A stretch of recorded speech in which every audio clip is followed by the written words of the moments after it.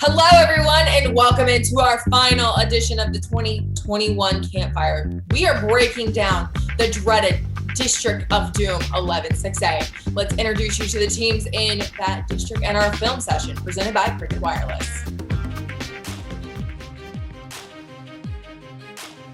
As in most years, the power in 11-6A resides off of Interstate 20.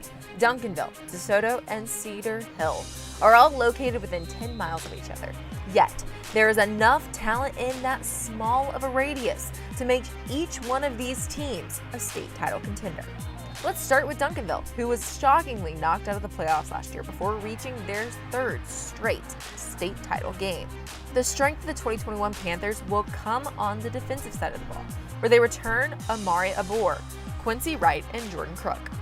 Despite returning 1,200-yard rusher Malachi Medlock in the backfield, Duncanville will need to settle in on a quarterback if they want to make a serious push to a championship. At DeSoto U, it is a similar song.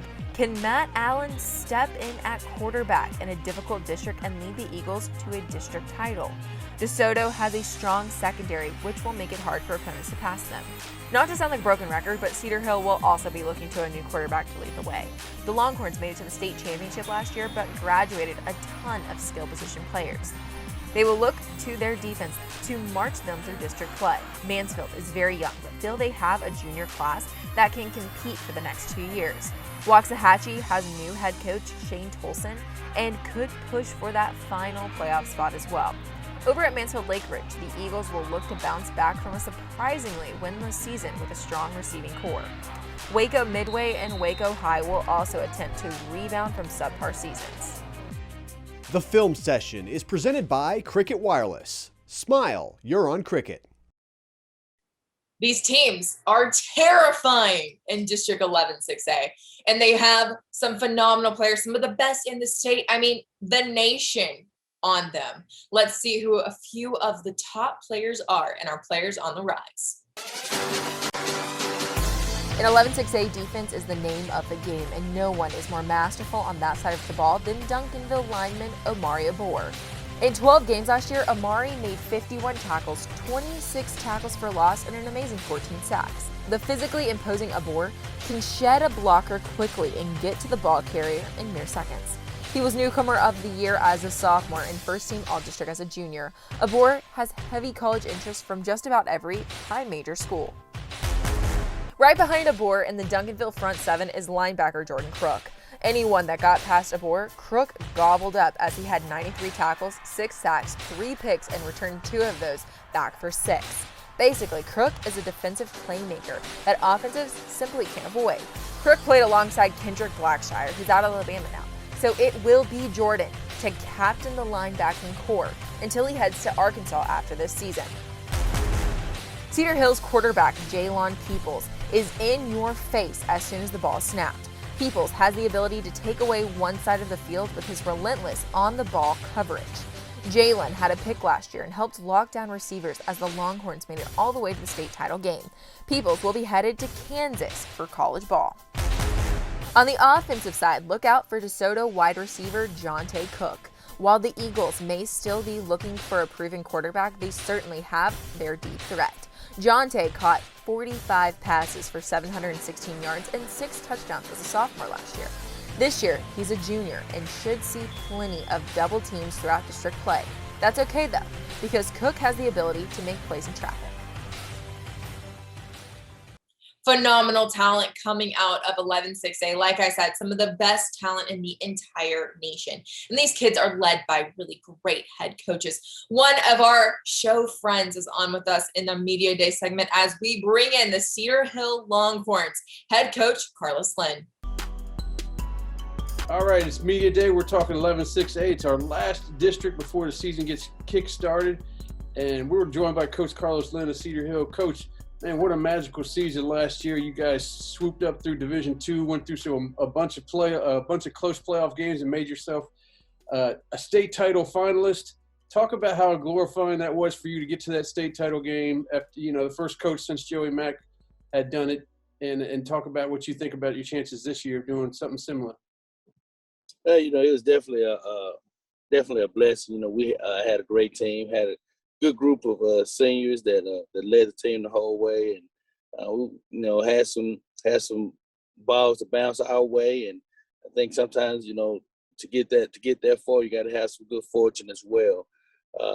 You know, this year we're looking forward to the challenge. You know, we definitely have some big shoes and holes to fill, but I think we're up for the challenge. We got a good group of young men that's been working hard all season, all summer to prepare. So I think we'll have a fighter's chance to try to get back there.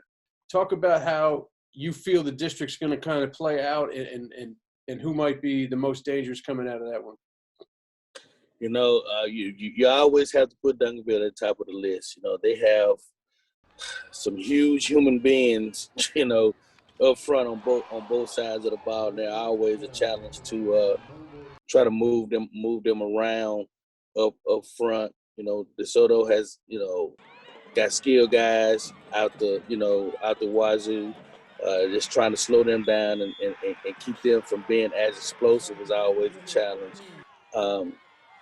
I think the surprise of the bunch is probably going to be Waxahachie. I think Waxahachie, you know, under Coach Tolleson, will reveal, you know, some of the talent and some of the things they've had, and the mental attitude and challenge that he's putting on them, and the expectations that he's putting on them is going to be pretty dynamic. That's awesome, and it starts up less than 2 weeks. I can't wait to get back out at it, and I appreciate you joining us on here, and have a great season, Coach. Coach Lynn, thank you so much for joining us here on the Campfire. It was great, as always, to have you on with us. You can catch the entire interview from the Cedar Hill headman on our Facebook, Instagram, Twitter, and YouTube on Thursday in our Media Day segment. Up next, we bring in the one, the only Professor Diggs for his final district breakdown. District breakdown time. We have come to our final district. It's 11-6A. I'm here with Professor Matt Diggs. It's been a great summer talking to you about these districts here in the DFW area, but we've come to what most people call the cream of the crop, 11-6A. They got three big powerhouses at the top. I'm going to let you go start right ahead with some South Dallas teams. Yeah, I mean, the big three are still going to be the big three, but I think, you know, last year the big three were maybe 1, 2, and 4 in the area. This year, I don't know if Duncanville, DeSoto, Cedar Hill are all going to be top 5 teams. They're going to be playoff teams for sure, and when you get into playoffs, they're going to be good teams. But what I see in this district, we talked about last week in 10-6A, all of this offensive firepower. When you look at the top talent in 11-6A, it's all defensive firepower. And how is that going to relate? I mean, I think we could see when Duncanville and Cedar Hill play a 7-3 kind of game instead of, you know, these 42 or 77-70 games like you might see in 10-6A.